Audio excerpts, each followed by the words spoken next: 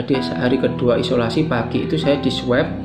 Jadi proses swab itu kayak cotton bud tapi agak besar gitu. Itu dimasukkan ke hidung, kayaknya ada cairannya apa gitu ya. Dimasukkan ke hidung, saya pikir kan cuma di sini ya. Ternyata itu dimasukkan sampai dalam sini. Ini kan, dan rasanya panas sekali rasanya.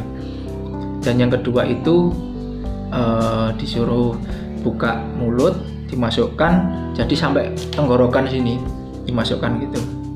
Ya itu proses swab yang saya alami seperti itu. Sedangkan kondisi tenaga kesehatannya sendiri di situ sangat ramah. Jadi menurut saya tenaga kesehatan yang melayani, entah itu dokter, entah itu perawatnya, yang melayani di ruang isolasi dengan di ruang biasa, menurut saya sangat beda. Bedanya apa? Yang di ruangan isolasi sangat ramah sekali. Orangnya sangat support, sangat ramah, memberikan motivasi untuk pasien, diajak ngobrol juga nyambung gitu, maksudnya nggak cuek gitu orangnya. Jadi itu sangat membantu sekali. Di rumah sakit tempat saya dirawat itu sangat membantu sekali, seperti itu. Nah terus setelah 7 hari saya dirawat di ruang isolasi bersama, akhirnya saya dipindah ke ruang isolasi yang hanya satu, kapasitasnya hanya 1 orang ya di ruangan itu, saya dan juga yang nunggu 1 orang, seperti itu. Nah di situ saya kira kondisinya semakin bagus ya, kondisi ruangannya memang bersih, tapi ternyata di situ itu full tembok, kiri kanan depan full tembok, dan hanya ada 1 pintu masuk dan ada 1 toilet, tanpa ada jendela, tanpa ada sinar matahari masuk, cuman ada sinar lampu. Kebayangan isolasi seperti apa? Kayak disekap lah intinya, kayak disekap, kayak diculik gitu kan. Jadi ya saya nggak bisa lihat sinar matahari, siang malam pun saya nggak tahu gitu kan, hanya bisa melihat jam itu. Dan keluar dari pintu kamar pun itu tidak boleh, saya ataupun yang menunggu tidak boleh ya. Jadi di dalam situ, nah adaptasi lagi 2 hari di situ untuk menaikkan mental, adaptasi. Cuman kondisinya alhamdulillah sudah bagus di situ, tinggal pemulihan dan menunggu hasil swabnya. Nah ini hasil swabnya itu dari hari kedua saya isolasi sampai totalnya hari ke-12 saya isolasi belum keluar sama sekali. Saya belum dapat info apakah hasilnya negatif, apakah hasilnya positif. Saya tidak dapat info. Dan ketika saya tanyakan ke tenaga medisnya, katanya memang lama Pak. Kalau swab itu dikirim ke Surabaya, ke pusatnya sana, karena di Surabaya itu adalah pusat di Jawa Timur dan menerima dari semua rumah sakit ataupun puskesmas yang ada di Jawa Timur, makanya antri gitu kan. Bahkan ada yang 1 bulan, bahkan ada yang tidak keluar hasil swabnya, entah itu hilang atau seperti apa, saya juga tidak tahu.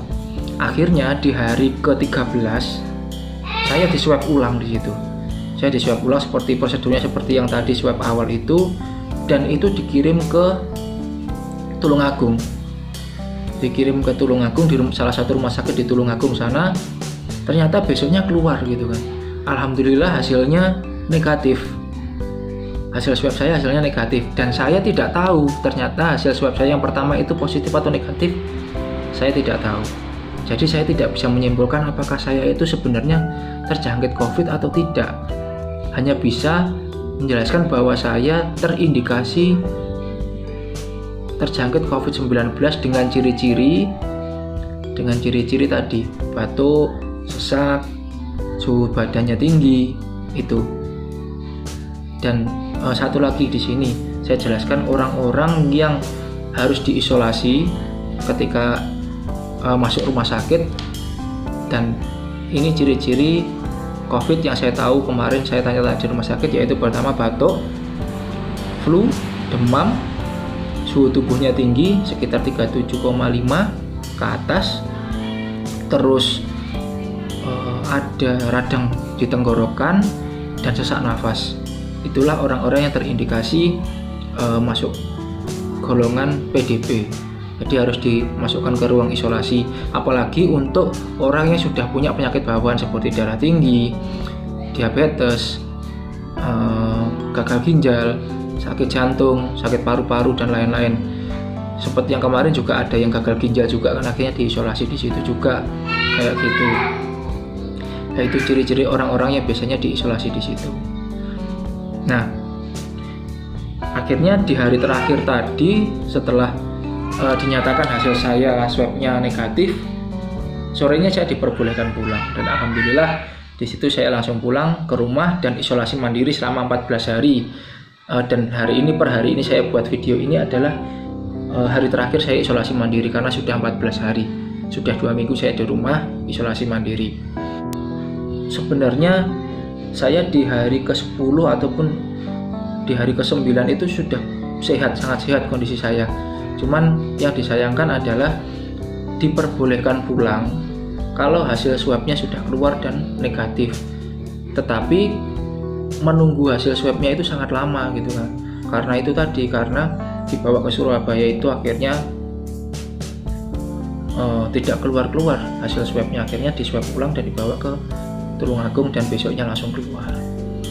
Nah, ini cerita saya. Jadi seperti itulah runtutannya sehingga saya harus menjadi pasien PDP dan harus diisolasi, dan sekarang alhamdulillah sudah pulih, walaupun mungkin sedikit ya, masih pemulihan stamina juga, nggak seperti dulu awal gitu kan. Kadang juga masih sakit karena ya ada luka lah di paru-parunya seperti itu. Nah, pesan-pesannya sini saya ada beberapa pesan-pesan. Yang pertama untuk pemerintah ya, untuk pemerintah sendiri, tolong diberikan alat swab ataupun tempat swab lagi ya di seluruh daerah Indonesia lah, khususnya di Jawa Timur, karena kasihan untuk pasien-pasien yang harusnya sudah boleh pulang, sudah sehat, tetapi harus menunggu hasil swabnya lama, tidak keluar-keluar, dikarenakan pusatnya hanya satu di Jawa Timur, yaitu di Surabaya, seperti itu. Jadi karena itu sangat berpengaruh juga dengan mentalnya pasien gitu kan, yang sudah sehat awalnya karena tidak keluar-keluar dan akhirnya bosen. Yang namanya diisolasi di situ kan sangat bosan karena ruangannya juga seperti itu gitu kan, tidak terkena sinar matahari sama sekali, tidak ada hiburan apa-apa gitu. Jadi tolong untuk pemerintah itu yang pertama. Yang kedua, untuk pihak rumah sakit sendiri, kalau memang sudah ada fasilitas dari pemerintah atau seperti apa yang sudah diinfokan pemerintah, tolong khususnya untuk di tempat saya dirawat kemarin, ruang isolasinya tolong difikirkan lagi lah ya, karena itu sangat mempengaruhi mental dari pasien. Jadi dengan kondisi ruang isolasinya yang tertutup, tidak ada kaca sama sekali, tidak ada ventilasi, terus adanya cuman AHU itu ya, AC sentral itu kan, jadi sirkulasi dari situ, AC sentral itu kita yang harusnya itu ya butuh sinar matahari juga tidak mendapatkan di situ, tidak bisa melihat kondisi luar, bosan akhirnya di dalam kan ngedrop kita di situ mentalnya kalau tidak kuat, apalagi kalau tidak didampingi oleh orang lain gitu. Karena juga teman saya juga ada yang dirawat, kondisinya juga seperti itu gitu, jadi tidak didampingi orang lain, hasil swabnya juga keluarnya lama, akhirnya juga mentalnya down gitu kan.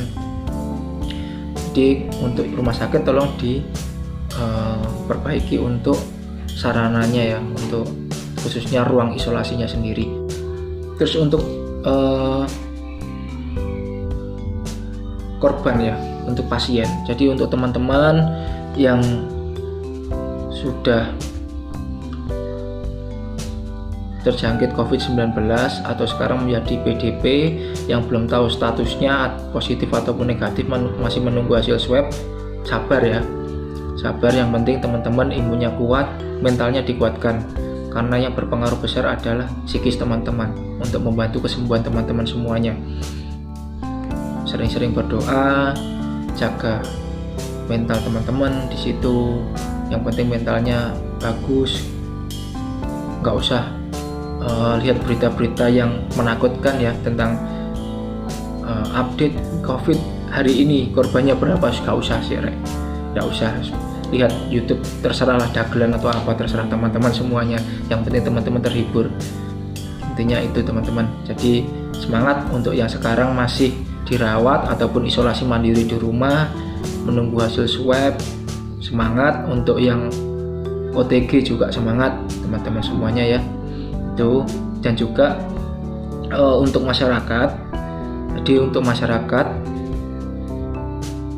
jangan cepat menyimpulkan kalau orang dari rumah dibawa pakai ambulan dengan didampingi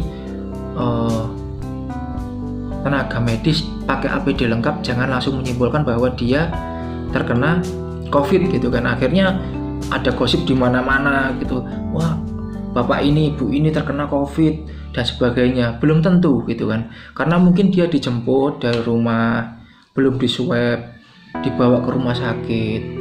Jangan sampai terjadi kabar yang tidak jelas seperti itu gitu kan, tidak jelas seperti itu. Jadi nanti tanyakan kepada pihak-pihak yang punya wewenang lah, entah RT, RW ataupun di situ kepala dusun dan sebagainya lah yang berkepentingan di situ. Jadi jelas gitu, tidak ada simpang siur di situ.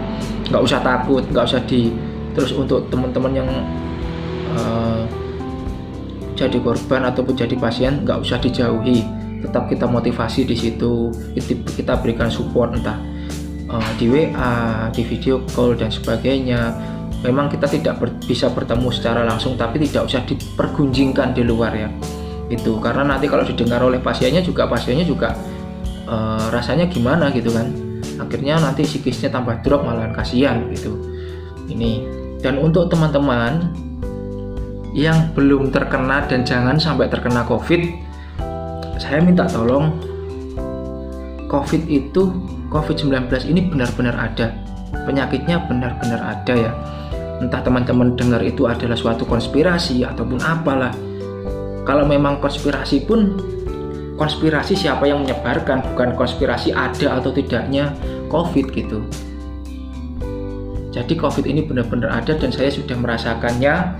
Menjadi seorang PDP rasanya tidak enak sama sekali, sakit, tidak enak sama sekali.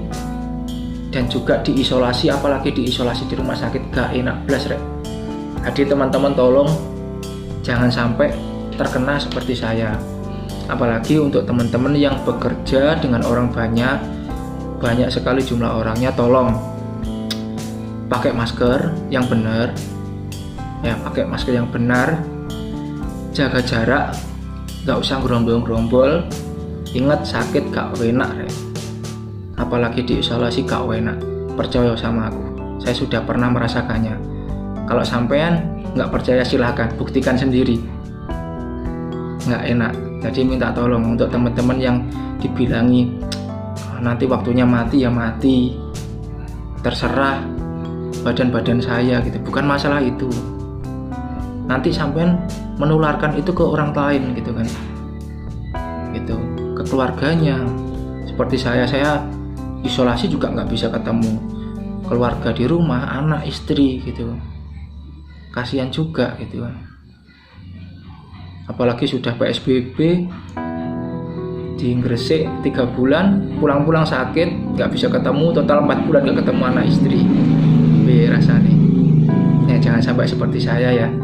Intinya itu teman-teman, tolong. Apalagi untuk teman-teman saya yang ada di pabrik, saya ingatkan sekali lagi, pakai masker, jaga jarak, gak usah gerombol rek. Loro gak enak rasanya, apalagi diisolasi gak enak. Percaya aku, gak percaya terserah, silahkan dijalani. Gak bayaran karepmu, diisolasi mandiri, diisolasi di rumah sakit, urusan kalian ya. Saya hanya bisa mendoakan semoga teman-teman semuanya tidak sampai terkena COVID-19. Teman-teman juga berdoa supaya tidak sampai terkena, dan jangan lupa berikhtiar, yaitu tadi ya, jangan lupa jaga imunnya, minum suplemen, vitamin, berolahraga, jaga jarak, pakai masker. Oke, sekian dari saya, mungkin itu yang bisa saya sampaikan teman-teman. Mohon maaf jika ada kata-kata yang salah dari saya. Terima kasih. Assalamualaikum warahmatullahi wabarakatuh. Jangan lupa bersyukur hari ini.